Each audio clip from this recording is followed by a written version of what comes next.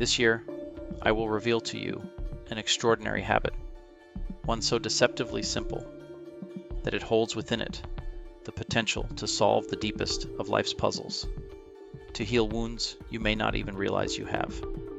This is not some grand, mystical secret handed down through the ages, nor some complex ritual passed through generations.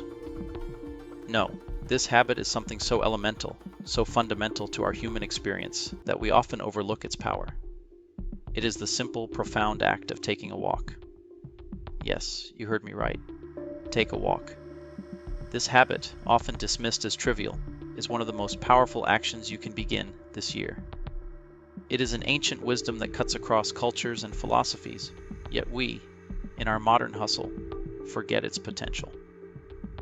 Taking a walk isn't just about exercise or getting from one place to another. It is a sacred act, a ritual for the soul, a way to reconnect with the pulse of the universe itself. Seneca, the ancient Stoic philosopher, once advised that we should go on wandering walks through nature walks that nourish the mind, refresh the spirit, and rejuvenate the body. He wasn't talking about taking a stroll around the block, mindlessly checking your phone. No, he meant a purposeful walk, a walk through the wilderness, through forests, along rivers, across fields, where the silence of nature and the wind in the trees could fill the voids of our crowded, noisy minds. The open air, the deep breaths, the slow rhythm of our steps. These are the things that allow the mind to clear and the soul to awaken. But it's not just the Stoics who understood the transformative power of walking. The Buddhists, too, have long known of the practice of walking meditation, not meditation confined to a quiet room or a peaceful sitting posture, but meditation that can happen as you walk. It doesn't matter if you walk through the lush forest or along the busy city street. The idea is the same. You walk with awareness, with mindfulness, and in doing so, you allow your mind to center itself in the present moment. Imagine this: the humdrum of your everyday life, the stress, the noise, the endless demands that scream for your attention. And then, you step outside. You move your body. With every step, the clamor fades, and something deep inside you begins to quiet. Your mind starts to uncoil. Your senses sharpen. Your awareness expands. You're no longer enslaved to your thoughts or your worries. You are free. In this very simple act, you are breaking the chains that bind you. The great philosopher Søren Kierkegaard, who often wrestled with the darker sides of the human condition, wrote a letter to his depressed sister-in-law, urging her to never lose the desire to walk. He said, "Every day, I walk myself into a state of well-being, and I walk away from illness. I walk myself into my best thoughts." He continued, "I know of no thought so burdensome that one cannot walk away from it. Think about that for a moment." He didn't say, "I need to sit still and think my way out of this." He didn't say, "I need to read a book or consult a guru." He said, "I walk." He understood that movement, rhythm, and breath have the ability to transcend our deepest struggles. Walking becomes a means of liberation from our burdens. It's like pressing a reset button for the soul, a way to shed the weight of your worries, even if only for a short time. Walking is not the solution to all of life's problems, but it is a medicine for many of them. There is a very real power in physical motion. Our bodies were not designed to sit idly, to be passive. We are meant to move, to engage with the world, to feel the earth beneath our feet. Walking isn't just exercise for the body, it's food for the soul, a movement that connects us to the vastness of the world around us. The ancient philosophers, such as the Stoics and the Epicureans, often walked while they discussed profound ideas. Their teachings didn't come from sitting in classrooms or standing behind podiums. They were born out of the rhythm of their steps, the flow of conversation that occurred while moving through nature. Let me tell you a secret. There is no place where wisdom cannot be found. as long as you are walking with intention. I want you to imagine a storm. A storm, not of rain and wind, but of chaos. The mental storm we all face at some point.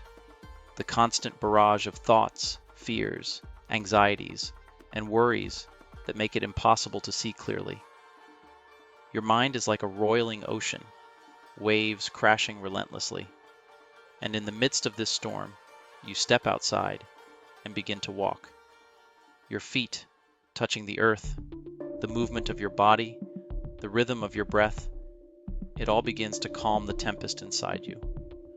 The storm still rages, but now you are grounded, present, focused. You are no longer overwhelmed. You are no longer lost in the chaos. You are the still center, the calm within the storm. And this, my friend, is what walking does for you. It doesn't erase the difficulties of life. It doesn't solve every problem, but it puts you back in control. It allows you to regain your focus, to see clearly, and to approach your challenges with a calmness you wouldn't otherwise have. Now, if there were one skill to cultivate this year, one single gift that could shift your entire life, it would be concentration. The ability to lock in on what truly matters, to tune out the noise, to be fully present in each moment, no matter the distractions around you. Concentration is the rarest of abilities in this modern age. We are living in an era of constant distraction. Our phones, our emails, the endless social media feeds, they pull us in 1,000 directions. And we, like marionettes, follow their whims. But the ancient wisdom, as passed down by the Stoics and many others, tells us this: you must concentrate. You must be able to focus deeply on the task at hand with all your might. Marcus Aurelius, in his Meditations, speaks often of the importance of focusing on what is directly in front of you. He writes, "Concentrate on doing what is in front of you with precise and genuine seriousness." It's easy to get lost in the distractions, to let our minds wander to the next thing, the next problem, the next crisis. But this is where true wisdom and clarity come from, when you focus on the present moment. Seneca too lived amidst distractions.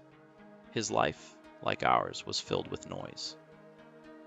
Imagine him in his Roman apartment surrounded by the sounds of a bustling city, the chaos of the streets below. Yet, in the midst of this, he managed to cultivate a sense of inner peace. He writes to a friend, "All outdoors may be bedlam, provided there is no disturbance within."